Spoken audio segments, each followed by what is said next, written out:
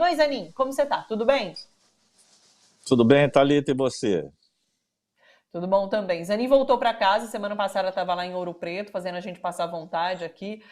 Tava bonito lá, aquele cenário todo, muito bacana. Vamos lá, vamos começar falando sobre as estreias no cinema, então. São duas estreias brasileiras, inclusive. A primeira é As Verdades. Nossa, que é um super thriller, né, Zanin? Suspense, adorei o trailer. E achei muito bacana. Eu fiquei curiosa para acompanhar e saber do que se trata, né? Conta pra gente. É um filme dirigido pelo Zé Eduardo Belmonte, que é um cineasta que a gente já conhece aí de vários filmes. Ele já tem toda uma trajetória. Ele começou a fazer filmes assim bastante assim mais alternativos, vamos dizer assim, bastante autorais, né, como a gente fala.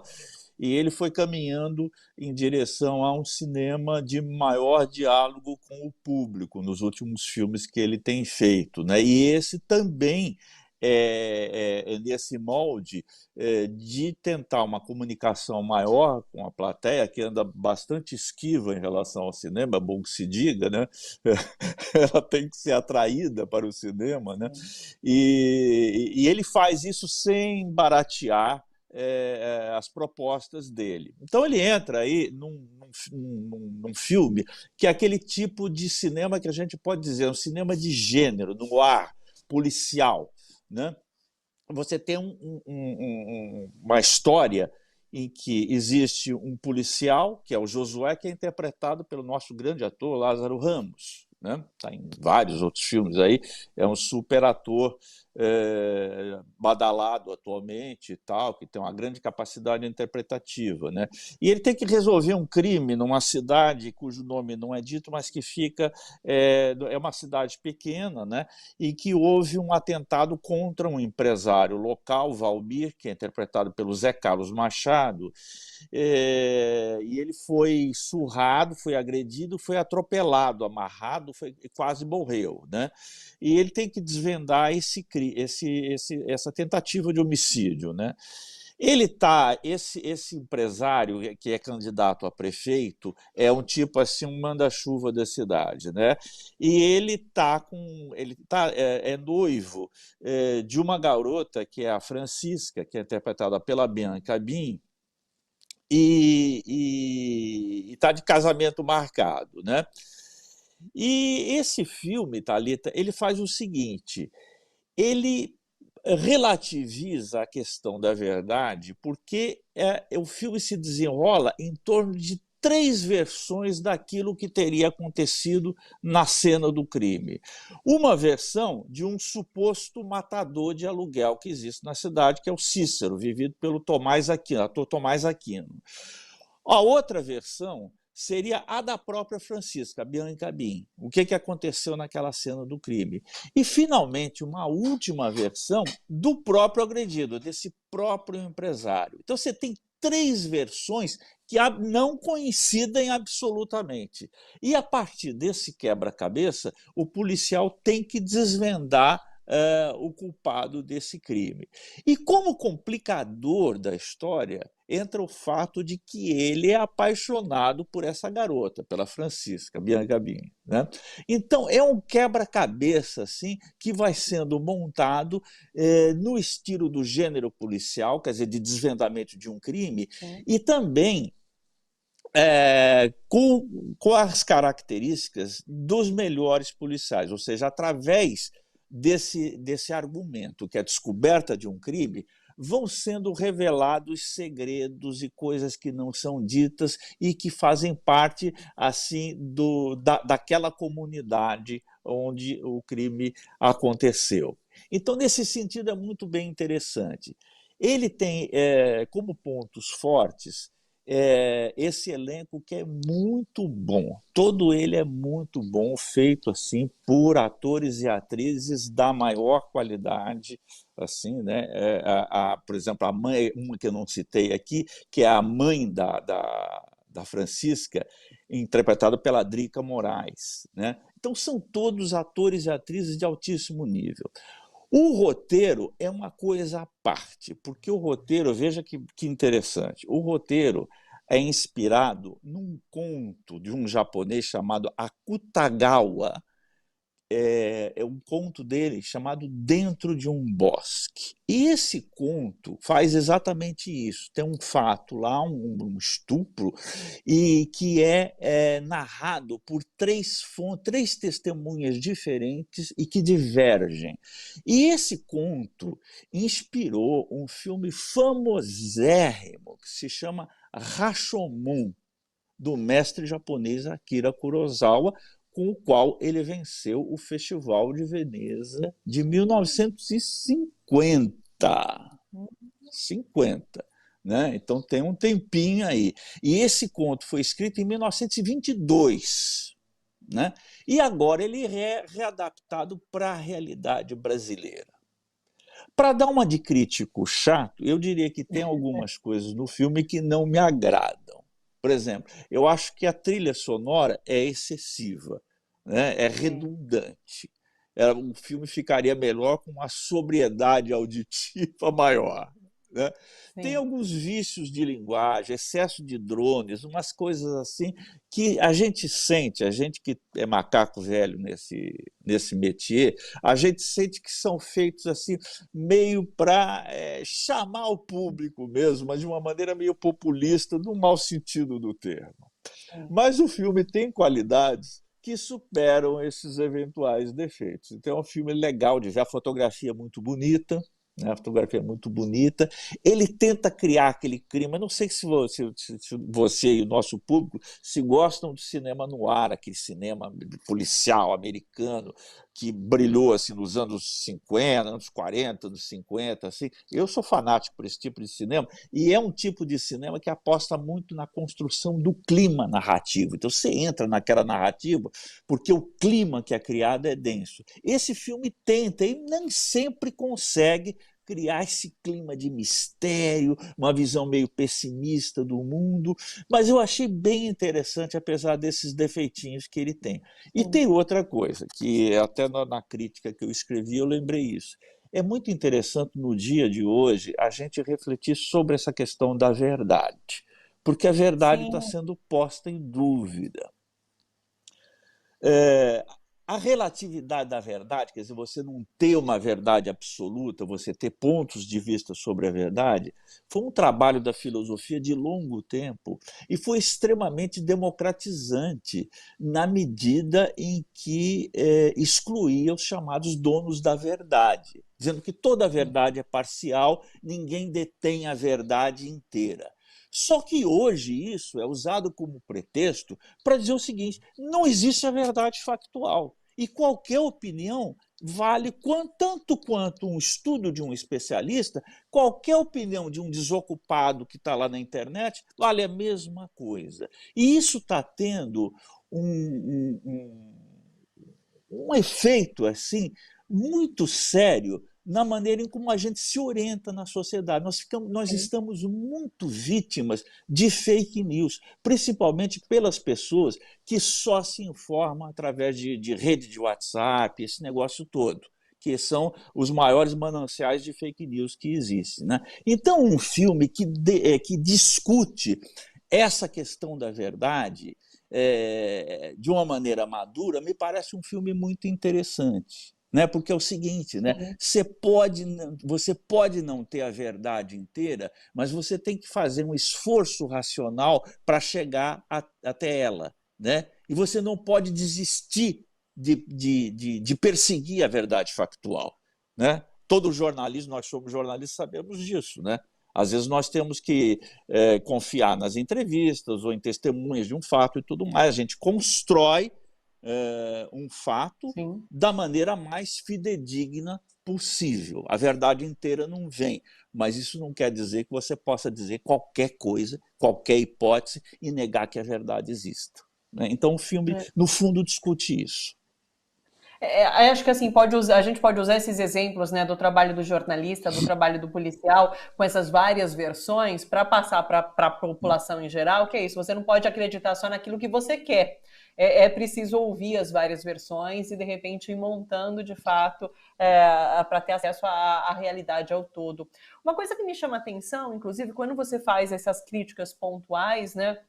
De que e críticas que são nesse sentido, né, de que o diretor escolheu fazer isso para talvez capturar o público, para que ele vá aos cinemas. Você acha louvável fazer isso? Você acha interessante? Não é nem louvável a palavra. Você acha interessante trabalhar nesse sentido de capturar o público brasileiro para ir para os cinemas?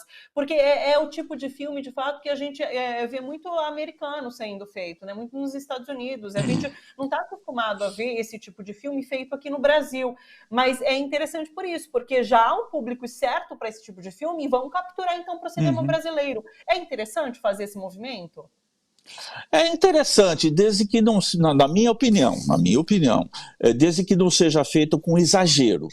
Né? Eu acho que o grande desafio do cinema é você fazer uma obra que tenha qualidade artística, mas ao mesmo tempo consiga dialogar com o público. Essa é a coisa mais difícil de fazer, na verdade. Né?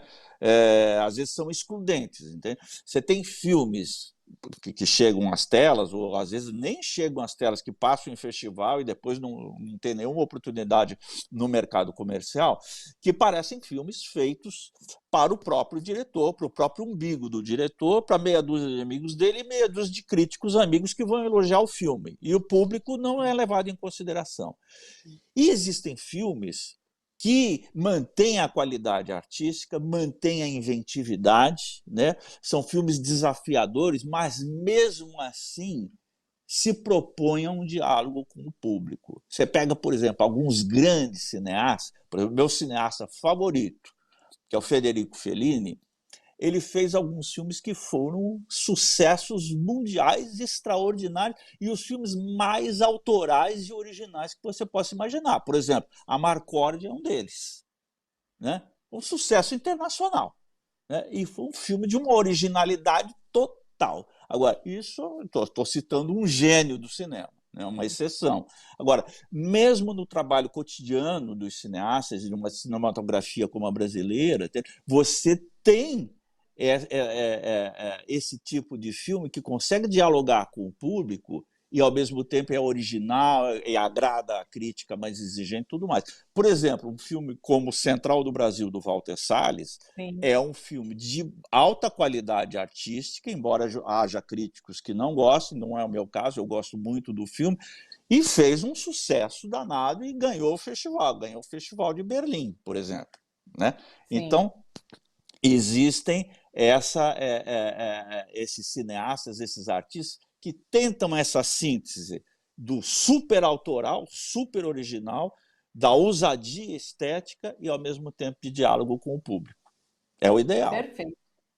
Onde se encaixa o Carro Rei, que a gente fala agora em seguida, porque, inclusive, um filme brasileiro, a gente já falou brevemente sobre ele aqui, ele ganhou Gramado, não foi? Que a gente tinha comentado Exatamente. agora, ele ganhou Gramado, né? Ganhou o Em que Festival sentido de ele se Gramado. encaixa? Conta mais sobre Carro Rei. Eu acho que nós vamos ter elementos para dar essa resposta agora que ele está exposto ao circuito comercial, né? Porque até então ele estava no circuito de festivais. Eu não me lembro se ele estava em outro festival, mas me lembro perfeitamente bem que ele ganhou o Gramado, agradou demais, ele é muito original, né? Aconteceu uma coisa engraçada com ele, porque ele é muito essa história de um carro que tem atitudes de gente, né? Que pode até se apaixonar, pode até fazer sexo. Né? Essa ideia é muito parecida com um filme que acabou ganhando o Festival de Cannes, que é o Titane. É um filme assim, pancadão e que tem a mesma temática. E até perguntaram em entrevistas para a diretora, né, a Renata Pinheiro, se ela tinha se inspirado no filme francês. Ela falou, não, eu fiz antes, o meu é anterior. Né? Acontece que houve essa coincidência. E o que é essa coincidência? É alguma coisa que às vezes acontece no meio artístico, de dois artistas separadamente, sem um saber nada do outro, fazem coisas às vezes muito parecidas. Por quê? Porque tem alguma preocupação que está no ar e eles dão forma a essa preocupação em seus veículos artísticos. No caso, o tema de fundo desses dois filmes é a mecanização dos seres humanos. Quer dizer, você está no meio de máquinas, de carro, de computador, de tudo mais, e até que ponto você continua sendo um ser humano ou você se desumaniza. Ou, por outro lado, as máquinas se humanizam, né? As máquinas ficam tão parecidas com os seres humanos que elas acabam se humanizando, adquirindo consciência e comportamentos próprios do ser humano. Esse filme debate tudo isso e debate algumas coisas também da distopia social brasileira que vão entrando de cambulhada, vamos dizer assim, nessa trama que é uma trama de ficção científica, que é também um gênero no qual o Brasil não tem grande tradição. Você não tem muitos filmes de ficção científica. Esse é um filme de ficção científica que também tem um público cativo, que gosta muito, lê muitos livros de ficção científica, adora os filmes de ficção científica. Eu gosto muito também, por exemplo, um filme de cabeceira meu é 2001, Odisseia no Espaço, do Stanley Kubrick, né? Que é um filme maravilhoso que você tem que ver uma vez por ano esse filme, né? Mas o cinema brasileiro pouco se ocupou desse tipo de filme. E agora você tem um exemplar aí que vai ser submetido ao teste final de um filme. Qual é o teste final de um filme? É o público, né? Vamos ver se eles gostam tanto quanto nós, críticos, gostamos e aplaudimos quando ele foi eleito vencedor do importante Festival de Gramado. Boa sorte ao filme. Que interessante essa coincidência com o vencedor de Cannes também, que bacana. Vamos em frente para o festival Varilux, é isso mesmo? Isso, Varilux está rolando em 50 cidades do país, até agora dia 6 de julho, e é um festival que traz filmes franceses, né? Conta pra gente, Zanin. Isso. Então, eu botei até aí um link, variluxcinefrancês.com, né? Porque é interessante, ele tá. Olha que proposta de divulgação de uma cinematografia que tem a França. Ela faz esse festival e faz em 50 cidades, como você disse, no país. Né? Eu até imaginava no começo que era apenas nas capitais, mas não, são 50 cidades. E através desse link, você pode ver na sua cidade quais são as atrações, em que cinema estão, quais são os filmes, em que horário estão. É muito bem feito, é uma coisa ultra profissional de um país que tem uma cinematografia muito sólida, que é a França. Né? Eu comecei a desvendar há pouco isso aí, porque como você falou, eu estava em Ouro Preto ocupado com o festival lá a Cineop, né? Que foi ótimo, aliás, né? Mas eu não pude acompanhar muito o Varilux. Eu vou pegar agora ainda essa parte final do Varilux. Eu vi poucos filmes ainda dessa safra, mas eu vi dois, e vi principalmente um, né, que é o acontecimento da Audrey Diwan. É um filme que venceu o Festival de Veneza de 2021. E ele é baseado, Thalita, eu vou aproveitar agora, então, vou extrapolar aqui a minha função de crítico de cinema e vou dar uma também de crítico literário, porque, se você me permitir. Claro. Porque ele é baseado no livro do mesmo nome, O Acontecimento, de uma escritora fantástica chamada Annie Ernaux. Né? Ela escreve uns livros baseados na própria vida dela. São praticamente autobiográficos. Né? Ela tem uma trilogia que tem esse acontecimento. Tem um livro chamado O Trabalho e outro chamado O Lugar. São livros pequenininhos, não chegam a 100 páginas, mas são de uma densidade que você fica doido. porque é um estilo tão seco, tão despojado, em que ela analisa a trajetória dela e os acontecimentos da vida dela, que você, leitor, fica pasmo. E nesse caso aqui do acontecimento, ela está descrevendo algo que aconteceu com ela quando ela era uma garota de 23 anos. Hoje ela tem mais de 80 anos. Ela está, o ano é de 1963, né? Ela, portanto, nasceu em 1940, né? E ela tem um relacionamento casual com um rapaz, ela está se preparando para ingressar na universidade, ela tem um relacionamento casual com um rapaz e engravida. E naquele tempo o aborto era proibido na França, era criminalizado, duramente criminalizado. As pessoas envolvidas no aborto, tanto a mulher que abortava, quanto o médico, a aborteira, as pessoas que concorriam para isso, eram sujeitas à prisão e iam para a cadeia, né? Era uma coisa brutal. E ela narra esse acontecimento dela. Ela é uma aluna brilhante, vinda da classe proletária, né? Nenhum dos parentes dela, nenhum dos membros da família dela tinha conseguido chegar à universidade. E ela seria a primeira que teria a oportunidade de chegar à universidade. E ela está no ensino secundário, está se preparando para entrar na faculdade, e é uma aluna brilhante e destacada. E a vocação dela, ela diz que ela quer ser escritora, né? E acontece isso na vida dela. E isso põe a vida dela de ponta cabeça. Porque ela não sabe, ela não quer ter o filho e ela não sabe como resolver esse problema. Então, o livro é a descrição dessa trajetória. E o filme dessa diretora, Audrey Divan, ela usa exatamente a estética proposta do livro. Ela faz uma adaptação mais do que fiel, porque ela incorpora o estilo da Annie Ernaux, né? Que é um estilo seco, despojado, sem qualquer autopiedade, mas mostrando toda a dureza daquele procedimento. Olha, é um filme maravilhoso, é um filme duro, que eu recomendo a todo mundo, mulheres e homens. E recomendo, sei que essa recomendação vai ser seguida, recomendo principalmente às pessoas empenhadas em criminalizar o aborto e ver o efeito que isso faz sobre as mulheres e a sociedade. É um filme indispensável. Eu sei que essa gente não vai ver, mas nós vamos ver e vamos reforçar com ele as nossas convicções.